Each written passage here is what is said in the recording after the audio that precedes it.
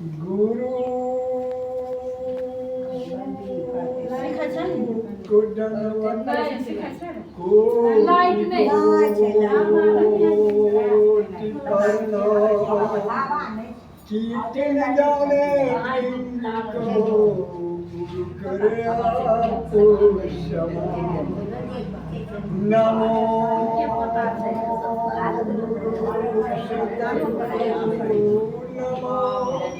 नमो नमो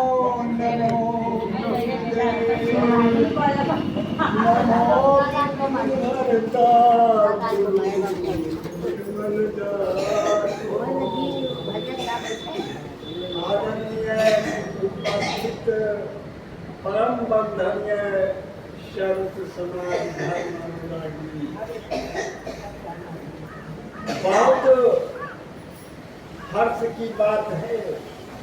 आज मेरा भाग्य का उदय हुआ। सभी सत्संग की दर्शनार्थी मैं यहाँ तक आ गया हूँ। सतगुरु गुरुदेव के दर्शन करते हुए सभी सत्संगी को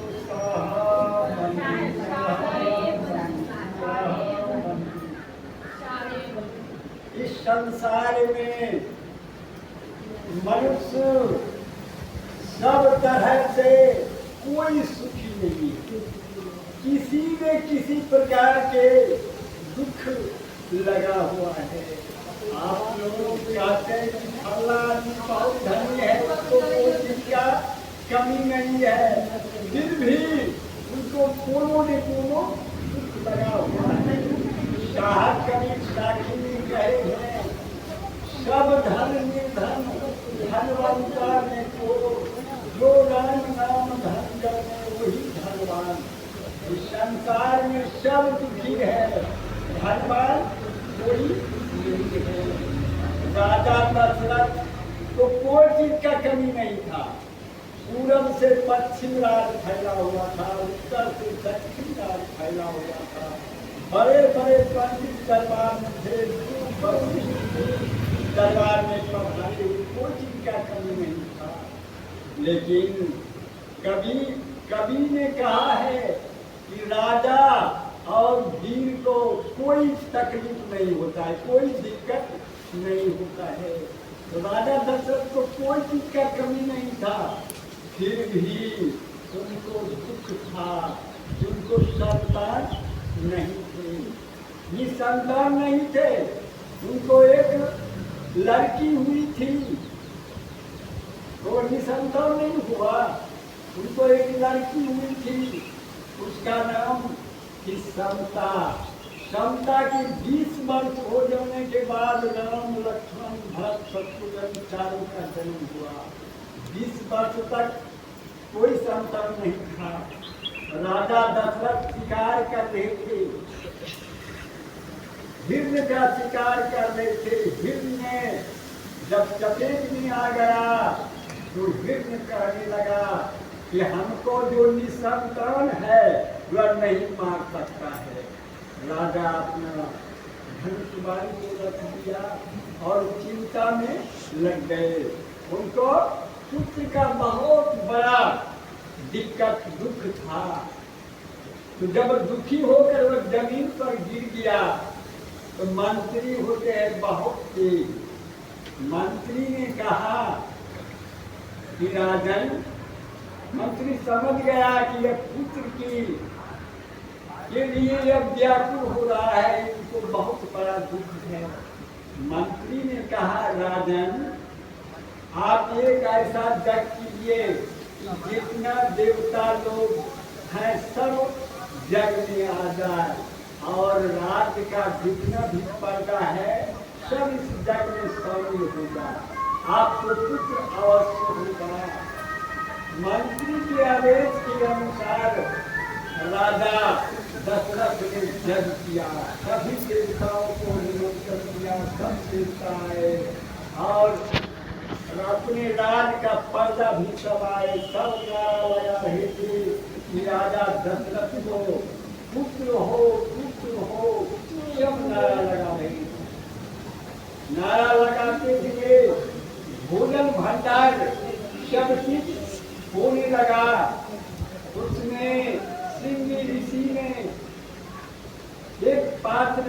खीर चढ़ा हुआ था। इसलिए राजा दशरथ को कहा, राजन एक खीर ले जाओ, तीनों रानी को खिला देना, यह औषधि का काम करेगा। राजा दशरथ प्रजाओं को, देवताओं को कर जोड़कर वह खीर की पात्र अपने घर ले गया। तीनों रानी पुत्र की लोभ में वह खीर को खाया तो पुत्र राम लक्ष्मण भरत शत्रुघ्न जन्म लिया। एक कोशिका में उसकी ब्राह्मण थी, बहुत धनी थी, उसके पास वो चीज का कमी नहीं था, लेकिन पूर्व जन्म के कर्म से उनको कोढ़ रोग हो गया था, कोढ़ ही हो गया था। उनको हाथ गोड़ जल रहा था, नीला फल गया था, मसूर गया था। वह दरवाजे पर बैठे थे कि उनकी पत्नी पतिव्रता थी, उनकी सेवा करती थी। वह अपने दरवाजे पर वह कोशिका ब्राह्मण बैठे हुए थे। सड़क में गए, एक देवता सब वह ब्राह्मण का नजर इसका को पड़ा। अब तो उसको हाथ वो गला हुआ है, वहां जाने का कोई रास्ता नहीं है, वो जाएगा कैसे? वह लाचार हो गए, सोचने लगा कौन उपाय किया जाए कि बेसिया के पास में कैसे जाऊं। यह विचार करते हुए अपनी पत्नी से कहा, देखो हमको बेसिया यहाँ ले जाओ, मैं बेसिया को देखूंगा, वह हमको देखेगी। यह विचार करके वह उनकी नारी पतिव्रता नारी थी, पति के आदेश को पालन करती है। अब किस प्रकार ले जाएगा? वह जगह खराब जगह है, बेसियालय खराब जगह है, भला आदमी जोड़ने का जगह नहीं है। यह बेचारी पतिव्रता नारी अपना रास्ता को निकाले रहा कि कैसे पति को ले जाओ। कुछ समय चाहिए ना, 12-1 बजा ने रात अपने पति को कंधा पर लिया और चल दिया बेसिया की घर।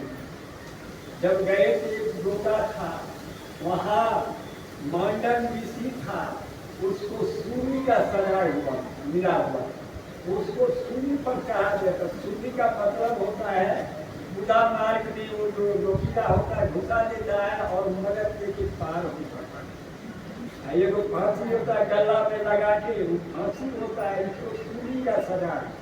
वह महात्मा को सूली का सजा मिला हुआ था, लेकिन महात्मा थे, पुण्य प्रताप थे, वह बुदा मार्ग से आगे बढ़ नहीं रहा है। धर्मात्मा थे। यह बेचारी पतिव्रता नारी अपने पति को कंधे पर लेके जा रहे थे।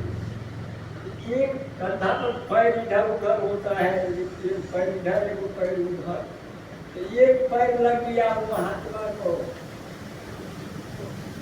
महात्मा को लग गया ना, तो महात्मा ने शराब दे दिया, जाओ तुमने हमको शरीर में ठोकर लगा दिया, एक कोढ़ी का, या सूर्य उदय होते होते इनका मृत्यु हो जाएगा।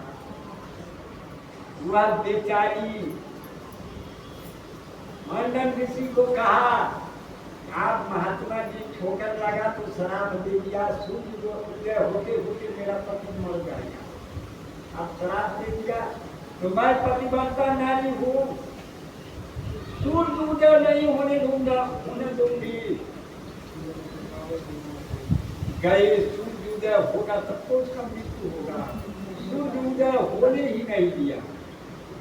नहीं दिया तो देवता लोग में तहलका मच दिया कि जग पूजन करना है, अंधेरा में कैसे किया जाए। तो सब देवता लोग विचार करके ब्रह्मा जी के पास गया। ब्रह्मा जी से कहा कि कौन ऐसा खेला कर दिया कि सूर्य उदय नहीं होना है, अब 10 रोज हो गया, कैसे काम काज चलेगा, कैसे देव लोग में पूजा पाठ होगा, बहुत मुश्किल हो रहा है। ब्रह्मा जी ने कहा सती अनुसुईया के पास सभी देवता लोग गए, उससे परामर्श कीजिएगा ना तभी सुनिएगा। वो विनय को होने का कोई उपाय नहीं है। सभी देवताओं लोग सती अनुसुईया के पास पहुंच गए और कल गुरु जी कहने लगे कि सती ये 8-10 दिन से सूर्योदय नहीं हो रहा है, कैसी क्रमकार चलेगा, जब प्रोजन कैसे होगा, क्या कारण है कि सूर्योदय नहीं हो रहा है। आप कोई विचार बनाइए। सती अनुसुईया विचार किया और वह पतिव्रता नारी के पास पहुंच गए। कल जोड़ के कहा बहन सूर्य को उदय होने दो, सूर्य उदय हो जाएगा, तुम्हारा पति मर जाएगा, मैं चिंता कर दूंगा। बोले शत्रु